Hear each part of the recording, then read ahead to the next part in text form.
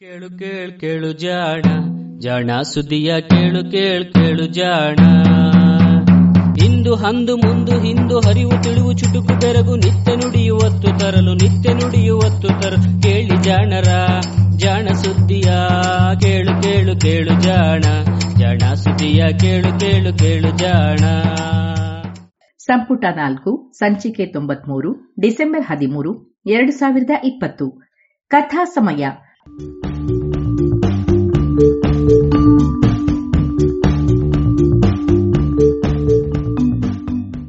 ಸುಪ್ರಸಿದ್ಧ ಜೀವಿ ವಿಜ್ಞಾನಿ ಚಾರ್ಲ್ಸ್ ಡಾರ್ವಿನ್ 200 ವರ್ಷಗಳ ಹಿಂದೆ ಬೀಗಲ್ ಹಡಗಿನಲ್ಲಿ ವಿಶ್ವ ಪರ್ಯಟನೆ ಮಾಡಿದ್ದಾಗ ಕಂಡು ದಾಖಲಿಸಿದ್ದ ವೈಜ್ಞಾನಿಕ ಸಂಗತಿಗಳ ಟಿಪ್ಪಣಿಗಳ ಅನುವಾದ.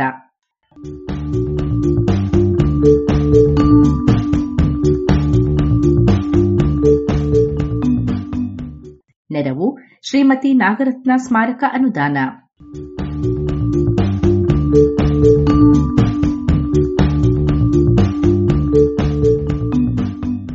ಬೀಗಲ್ ಸಾಹಸಯಾನ ಸಂಚಿಕೆ 118.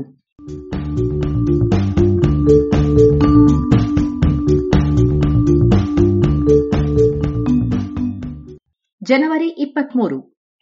ನಾವು ಬೆಳಗ್ಗೆ ಬೇಗನೆ ಎದ್ದು ಹೊರಟವರು ಮಧ್ಯಾಹ್ನ 2 ಗಂಟೆಯ ವೇಳೆಗೆ ಕ್ಯಾಸ್ಟ್ರೋ ಎಂಬ ಚೊಕ್ಕವಾದ ಪಟ್ಟಣವನ್ನು ತಲುಪಿದೆವು. ನಾವು ಕಳೆದ ಬಾರಿ ಭೇಟಿ ಕೊಟ್ಟು ಬಂದ ಮೇಲೆ ಅಲ್ಲಿನ ಮುದಿ ಗವರ್ನರ್ ಮರಣಿಸಿದ್ದು ಚಿಲಿಯವನೊಬ್ಬ ಅವನ ಸ್ಥಾನದಲ್ಲಿದ್ದ. ಡಾನ್ ಪೆಡ್ರೋ ಎಂಬಾತನಿಗೆ ಬರೆದ ಪರಿಚಯ ಪತ್ರ ನಮ್ಮ ಬಳಿ ಇತ್ತು. ಈತನೋ ಬಲು ಉದಾರಿಯಾಗಿದ್ದನಲ್ಲದೆ ನಮ್ಮ ಚಟುವಟಿಕೆಗಳಲ್ಲಿ ಈ ಕಡೆಯ ಜನರಲ್ಲಿ ಕಾಣುವುದಕ್ಕಿಂತಲೂ ಬಲು ನಿರಾಸಕ್ತನಾಗಿದ್ದ. ಮರುದಿನ ಡಾನ್ ಪೆಡ್ರೋ ನಮಗೆಂದು ಹೊಸ ಕುದುರೆಗಳನ್ನು ತರಿಸಿದನಲ್ಲದೆ ತಾನೇ ನಮ್ಮ ಜೊತೆಗೆ ಬರುವುದಾಗಿಯೂ ಹೇಳಿದ. ನಾವು ದಕ್ಷಿಣದತ್ತ ಹೊರಟೆವು. ಹೆಚ್ಚಿನ ಮಟ್ಟಿಗೆ ಕರಾವಳಿಯ ತೀರದ ಗುಂಟವೇ ಸಾಗಿದ ನಾವು ಹಲವಾರು ಹಳ್ಳಿಗಳನ್ನು ದಾಟಿ ನಡೆದೆವು. ಪ್ರತಿ ಹಳ್ಳಿಯಲ್ಲಿಯೂ ದೊಡ್ಡದೊಂದು ಬಣಿವೆಯಂತೆ ಕಟ್ಟಲಾಗಿದ್ದ ಚರ್ಚು ಇತ್ತು. ವಿಲಿಪಿಲ್ಲಿ ಎಂಬಲ್ಲಿ ಅಲ್ಲಿನ ಕಮಾಂಡೆಂಟಿನ ಬಳಿ ಕುಕಾವೋಗೆ ಹೋಗಲು ಮಾರ್ಗದರ್ಶಿಯೊಬ್ಬನನ್ನು ನೀಡುವಂತೆ ಡಾನ್ ಪೆಡ್ರೋ ವಿನಂತಿಸಿಕೊಂಡ. ಆ ಅಜ್ಜನೋ ತಾನೇ ಬರುವುದಾಗಿ ಹೇಳಿದನಾದರೂ ಇಬ್ಬರು ಇಂಗ್ಲಿಷರು ಕುಕಾವೋನಂತಹ ದೂರದ ಪ್ರದೇಶಕ್ಕೆ ಹೋಗಬಯಸಿದ್ದಾರೆಂದು ಅವನು ನಂಬುವಂತೆ ಮಾಡಲು ಬಲು ದೀರ್ಘಕಾಲ ಬೇಕಾಯಿತು. ಇವರಿಬ್ಬರ ಬಗ್ಗೆ ಅಲ್ಲಿನ ಬಡ ರೆಡ್ ಇಂಡಿಯನ್ನರು ನಡೆದುಕೊಳ್ಳುತ್ತಿದ್ದ ರೀತಿಯನ್ನು ಗಮನಿಸಿದರೆ ನಮ್ಮ ಪಯಣದಲ್ಲಿ ಆ ಪ್ರದೇಶದ ಇಬ್ಬರು ಪ್ರತಿಷ್ಠಿತ ವ್ಯಕ್ತಿಗಳು ಜೊತೆಗಾರರಾಗಿದ್ದರು.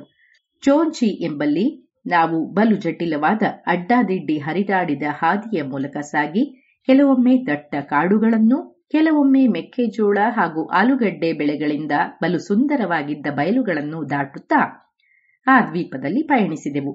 ಕೆಲವೆಡೆ ಕೃಷಿಕಾರಿಕೆ ನಡೆಯುತ್ತಿದ್ದ ಏರು ತಗ್ಗುಗಳಿದ್ದ ಈ ಕಾಡು ಪ್ರದೇಶ ನನಗೆ ಇಂಗ್ಲೆಂಡಿನ ಗ್ರಾಮೀಣ ಭಾಗಗಳ ಸೊಗಸನ್ನು ನೆನಪಿಸಿತು. ಕುಕಾವೋ ಸರೋವರದ ಅಂಚಿನಲ್ಲಿರುವ ವಿಲಿಂಕೋ ಎಂಬಲ್ಲಿ ಬಲು ಸ್ವಲ್ಪವೇ ಕಾಡು ಕಡಿದು ಗದ್ದೆಗಳನ್ನು ಮಾಡಿದ್ದರು. ಅಲ್ಲಿದ್ದ ಎಲ್ಲ ನಿವಾಸಿಗಳು ರೆಡ್ ಇಂಡಿಯನ್ನರೇ ಎನಿಸಿತು. 12 ಮೈಲಿ ಉದ್ದವಿರುವ ಈ ಸರೋವರವು ಪೂರ್ವ ಪಶ್ಚಿಮ ದಿಕ್ಕಿಗೆ ಹರಡಿಕೊಂಡಿದೆ. ಬೆಳಗ್ಗಿನ ಹೊತ್ತು ಇಲ್ಲಿ ಸಮುದ್ರದಿಂದ ಹಾದು ಬಂದ ಗಾಳಿ ಬೀಸುತ್ತಿರುತ್ತದೆ. ರಾತ್ರಿಯಾಗುತ್ತಿದ್ದಂತೆ ಎಲ್ಲವೂ ಪ್ರಶಾಂತವಾಗಿರುವುದರಿಂದ ಕೆಲವು ವಿಚಿತ್ರ ನಂಬಿಕೆಗಳಿಗೂ ಕಾರಣವಾಗಿವೆ. ಕುಕಾವೋಗಿನ ಹಾದಿ ಎಷ್ಟು ಕೆಟ್ಟದಾಗಿತ್ತೆಂದರೆ ನಾವು ಪೆರಿಗುವಾ ಎನ್ನುವ ತೆಪ್ಪದಲ್ಲಿ ಹೋಗಲು ತೀರ್ಮಾನಿಸಿದೆವು. ನಮ್ಮ ಕಮಾಂಡೆಂಟೋ ಹಣ ಕೊಡುತ್ತೇವೋ ಇಲ್ಲವೋ ಎಂಬುದನ್ನು ಹೇಳದೆಯೇ ನಮ್ಮ ತೆಪ್ಪವನ್ನು ಎಳೆಯುತ್ತಾ ಸಾಗುವಂತೆ ಅಧಿಕಾರವಾಣಿಯಿಂದ 6 ರೆಡ್ ಇಂಡಿಯನ್ನರಿಗೆ ಆದೇಶಿಸಿದ. ಈ ತೆಪ್ಪವೋ ವಿಚಿತ್ರವಾದದೊಂದು ಒರಟು ದೋಣಿ. ಅದನ್ನು ಎಳೆದ ಸಿಬ್ಬಂದಿ ಅದಕ್ಕಿಂತಲೂ ವಿಚಿತ್ರವಾಗಿದ್ದರು.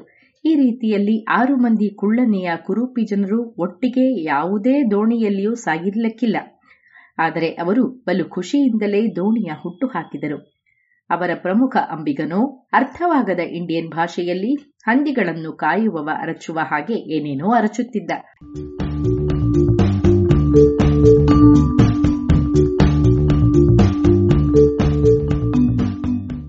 ನಾವು ಹೊರಟಾಗ ಮಂದವಾಗಿ ಎದುರು ಗಾಳಿ ಇತ್ತು. ಹಾಗಿದ್ದರೂ ಬಲು ತಡವಾಗುವುದಕ್ಕೂ ಮುನ್ನವೇ ನಾವು ಕುಕಾವೋ ದ್ವೀಪದ ತುದಿಯನ್ನು ತಲುಪಿದೆವು. ಸರೋವರದ ಎರಡೂ ಬದಿಯಲ್ಲಿಯೂ ಒಂದೇ ಸಮನಾದ ಕಾಡಿತ್ತು.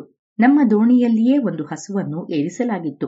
ಅಷ್ಟು ದೊಡ್ಡ ಪ್ರಾಣಿಯನ್ನು ಇಷ್ಟು ಸಣ್ಣ ನಾವೆಯೊಳಗೆ ಹತ್ತಿಸುವುದು ಸಾಧ್ಯವೇ ಎಂದು ಎನಿಸಬಹುದು. ಆದರೆ ಈ ರೆಡ್ ಇಂಡಿಯನ್ನರು ಅದನ್ನು ಕ್ಷಣ ಮಾತ್ರದಲ್ಲಿ ಸಾಧಿಸಿದರು. ಅವರು ಹಸುವನ್ನು ದೋಣಿಯ ಪಕ್ಕಕ್ಕೆ ತಂದು ನಿಲ್ಲಿಸಿದರು. ದೋಣಿಯನ್ನು ಅದರ ಕಡೆಗೆ ವಾಲಿಸಿದರು.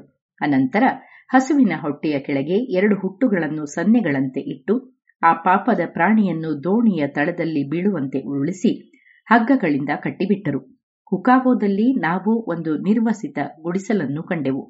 ಅಲ್ಲಿನ ಚರ್ಚ್ ಅಂದರೆ ಕ್ಯಾಪೆಲಾಗೆ ಪಾದ್ರಿ ಭೇಟಿ ಕೊಟ್ಟಾಗಿ ಇರುವ ಗುಡಿಸಲದು. ಅಲ್ಲೇ ಅಗ್ಗಿಷ್ಟಿಕೆ ಹೊತ್ತಿಸಿ ರಾತ್ರಿಯ ಅಡುಗೆ ಮಾಡಿದೆವು. ಅದು ಸಾಕಷ್ಟು ಹಿತವಾಗಿಯೇ ಇತ್ತು. ಕಿಲೋದ ಪಶ್ಚಿಮ ಕರಾವಳಿಯಲ್ಲಿ ಜನವಸತಿ ಇರುವ ಒಂದೇ ಪ್ರದೇಶ ಈ ಕುಕಾವೋ. ಇಲ್ಲಿ 30ರಿಂದ 40 ರೆಡ್ ಇಂಡಿಯನ್ನರ ಕುಟುಂಬಗಳಿವೆ. ಇವು ತೀರದುದ್ದಕ್ಕೂ 4-5 ಮೈಲು ಅಂತರದೊಳಗೆ ಹರಡಿಕೊಂಡಿವೆ. ಕಿಲೋದ ಉಳಿದ ರೆಡ್ ಇಂಡಿಯನ್ನರಿಂದ ಇವರು ಸಂಪೂರ್ಣ ಬೇರ್ಪಟ್ಟಿದ್ದು, ತಿಮಿಂಗಲ ಕೊಬ್ಬಿನಿಂದ ತೆಗೆದ ಒಂದಿಷ್ಟು ಎಣ್ಣೆಯ ಹೊರತಾಗಿ ಬೇರಾವ ವ್ಯಾಪಾರ ವಹಿವಾಟನ್ನೂ ಅವರೊಂದಿಗೆ ನಡೆಸುವುದಿಲ್ಲ. ಅವರೇ ಸಿದ್ಧಪಡಿಸಿದ ಉಡುಪುಗಳಲ್ಲಿ ತಕ್ಕ ಮಟ್ಟಿಗೆ ದಿರಿಸುವಂತರಾಗಿದ್ದಾರೆ.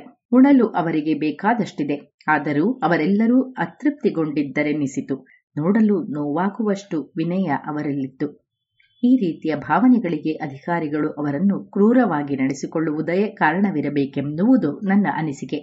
ನಮ್ಮ ಸಹ ಪಯಣಿಗರು ನಮ್ಮೊಡನೆ ಚೆನ್ನಾಗಿಯೇ ನಡೆದುಕೊಂಡರೂ ರೆಡ್ ಇಂಡಿಯನ್ನರನ್ನು ಮಾತ್ರ ಗುಲಾಮರೋ ಎನ್ನುವಂತೆ ನಡೆಸಿಕೊಳ್ಳುತ್ತಿದ್ದರು. ಆಹಾರ ಸಾಮಗ್ರಿಗಳು, ಕುದುರೆಗಳನ್ನು ನೀಡುವಂತೆ ಆದೇಶ ನೀಡುತ್ತಿದ್ದರೂ ಅದಕ್ಕೆ ಎಷ್ಟು ಬಾಡಿಗೆ ಎಂದು ಹೇಳುವುದನ್ನು ಬಿಡಿ, ಹಣ ಕೊಡುತ್ತೇವೆಯೋ ಎಂಬುದನ್ನು ಮಾತನಾಡುತ್ತಿರಲಿಲ್ಲ.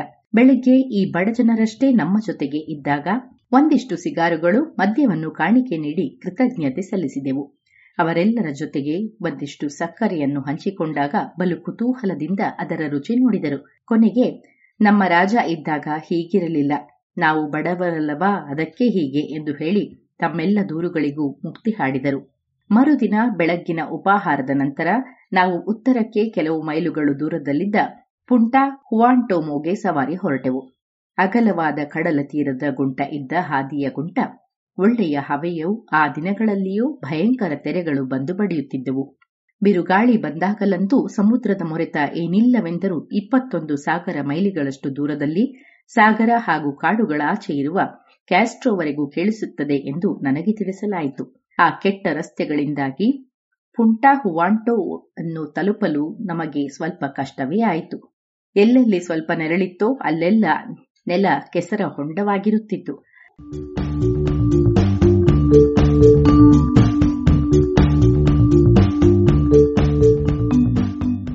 ನಮ್ಮ ಗುರಿ ಒಂದು ದೊಡ್ಡ ಕಲ್ಲಿನ ಗುಡ್ಡ. ಇದನ್ನು ಸ್ಥಳೀಯರು ಚೆಪೋನೆ ಎಂದು ಕರೆಯುವ ಹಾಗೂ ಬ್ರೊಮೇಲಿಯಾಗೆ ಹೋಲಿಕೆ ಇದ್ದ ಗಿಡವೊಂದು ತುಂಬಿಕೊಂಡಿತ್ತು. ಈ ಗಿಡದ ಪೊದೆಗಳೊಳಗೆ ತೆವಳಿ ಸಾಗಿದ ನಮ್ಮ ಕೈಕಾಲುಗಳೆಲ್ಲ ತರಚಿದ್ದವು. ನಮ್ಮ ರೆಡ್ ಇಂಡಿಯನ್ ಮಾರ್ಗದರ್ಶಿಯು ತನ್ನ ಚರ್ಮಕ್ಕಿಂತಲೂ ಪ್ಯಾಂಟಿನ ಬಟ್ಟೆಯೇ ನವಿರೇನೋ ಎನ್ನುವಂತೆ ಅದನ್ನು ಮೇಲೆ ಮಡಚಿ ಪೊದೆಗಳೊಳಗೆ ನಡೆದದ್ದು ತಮಾಷೆಯಾಗಿತ್ತು. ಈ ಗಿಡ ಆರ್ಟಿಚೋಕಿನಂತಹ ಒಂದು ಹಣ್ಣನ್ನು ಬಿಡುತ್ತದೆ. ಹಣ್ಣಿನೊಳಗೆ ಬೀಜಗಳು ತುಂಬಿರುತ್ತವೆ. ಇದರ ತಿರುಳು ಸಿಹಿಯಾಗಿ ಸ್ವಾದಿಷ್ಟವಾಗಿದ್ದು ಇಲ್ಲಿನವರಿಗೆ ಬಹಳ ಇಷ್ಟದ ತಿನಿಸು. ಲೋವನ ಬಂದರಿನಲ್ಲಿ ಚಿಲಿಯನ್ನರು ಇದರಿಂದ ಚೀಚಿ ಎನ್ನುವ ಮದ್ದನ್ನು ಮಾಡುತ್ತಿದ್ದುದನ್ನು ಕಂಡಿದ್ದೆ. ಹಂಬೋಲ್ಟ್ ಹೇಳಿದ್ದು ಎಷ್ಟು ಸತ್ಯ. ಮನುಷ್ಯ ಎಲ್ಲೇ ಇರಲಿ ಅಲ್ಲಿನ ಗಿಡಮರಗಳಿಂದ ಏನಾದರೂ ಪೇಯವನ್ನು ಮಾಡದೇ ಇರುವುದಿಲ್ಲ ಅಲ್ಲವೇ? ಟೇರಾ ಡೆಲ್ ಫ್ಯೂಗೋದಲ್ಲಿನ ಹಾಗೂ ಆಸ್ಟ್ರೇಲಿಯಾದ ಕೆಲವು ಕಾಡು ಜನರು ಈ ಕಲೆಯಲ್ಲಿ ಅಷ್ಟೊಂದು ಮುಂದುವರೆದಿಲ್ಲವೆನಿಸುತ್ತದೆ. ಪುಂಟಾ ಹುವಾಂಟಾಮೋದ ಉತ್ತರಕ್ಕಿರುವ ಸಮುದ್ರ ತೀರವೆಲ್ಲವೂ ಬಲು ಒರಟು ಹಾಗೂ ಒಡೆದಂತೆ ಇವೆ. ಇಲ್ಲಿನ ತೀರಗಳಲ್ಲಿ ಅಲೆಗಳು ಸದಾ ಗರ್ಜಿಸುತ್ತಿರುತ್ತವೆ. ಈ ತೀರದ ಗುಂಟ ಸಾಧ್ಯವಾದರೆ ನಡೆದುಕೊಂಡೇ ಬರಬೇಕೆಂದು ನಾನು ಮಿಸ್ಟರ್ ಕಿಂಗ್ ಇಬ್ಬರು ಅಂದುಕೊಂಡಿದ್ದೆವು. ಆದರೆ ರೆಡ್ ಇಂಡಿಯನ್ನರಿಗೂ ಕೂಡ ಇದು ಅಸಾಧ್ಯವಾಗಿತ್ತು. ಕುಕಾವೋದಿಂದ ಸೇಂಟ್ ಕಾರ್ಲೋಸಿಗೆ ಕಾಡಿನ ಮೂಲಕವೇ ಜನರು ಸಾಗಿದ್ದರೇ ಹೊರತು ಎಂದಿಗೂ ತೀರದ ಗುಂಟ ಅಲ್ಲ ಎಂದು ಇಲ್ಲಿನ ಜನ ನಮಗೆ ತಿಳಿ ಹೇಳಿದರು. ಇಂತಹ ಪ್ರವಾಸದ ಸಂದರ್ಭಗಳಲ್ಲಿ ರೆಡ್ ಇಂಡಿಯನ್ನರು ತಮ್ಮ ಜೊತೆಗೆ ಕೆಲವು ಹುರಿದ ಮೆಕ್ಕೆಜೋಳವನ್ನಷ್ಟೇ ಕೊಂಡೊಯ್ಯುತ್ತಾರೆ. ಅದನ್ನು ಬಲು ಅಪರೂಪಕ್ಕೆ ದಿನಕ್ಕೆ 2 ಬಾರಿ ಮಾತ್ರ ಸೇವಿಸುತ್ತಾರೆ.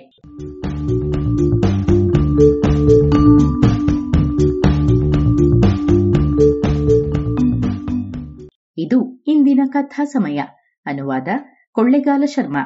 ಜಾಣಧ್ವನಿ ಶ್ರೀಮತಿ ಭಾರತಿ.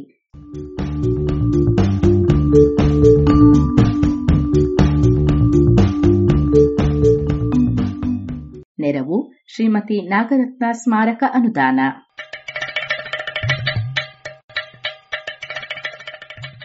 ಜಾಣ ಸುದ್ದಿಯ ಬಗ್ಗೆ ಸಲಹೆ ಸಂದೇಹಗಳು ಇದ್ದಲ್ಲಿ ನೇರವಾಗಿ 9886640328 ಈ ನಂಬರಿಗೆ ವಾಟ್ಸಪ್ ಮಾಡಿ ಇಲ್ಲವೇ ಕರೆ ಮಾಡಿ.